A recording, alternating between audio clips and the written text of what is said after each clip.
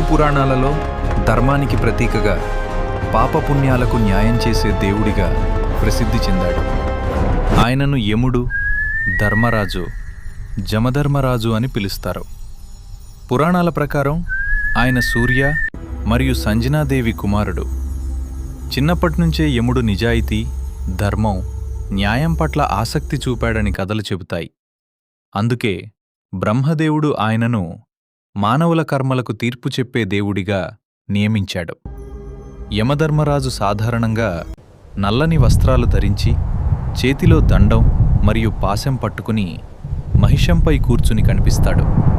ఆయనతో పాటు చిత్రగుప్త ఉంటాడు. చిత్రగుప్తుడు ప్రతి మనిషి చేసిన పాపపుణ్యాలను లెక్కపెడతాడని నమ్మకం. మనిషి మరణించిన తరువాత యమదూతలు ఆత్మను యమలోకానికి తీసుకెళ్తారు.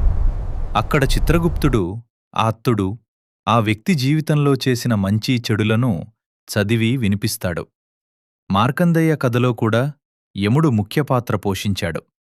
మార్కండేయుడు శివభక్తుడిగా శివలింగాన్ని ఆశ్రయించగా శివుడు ప్రత్యక్షమై యముడిని ఆపాడని పురాణం చెబుతుంది. జమధర్మరాజు కథలు మనకు మంచి పనులు చెయ్యాలని, ధర్మంగా జీవించాలని, ప్రతి కర్మకు ఫలితం తప్పదని బోధిస్తాయి.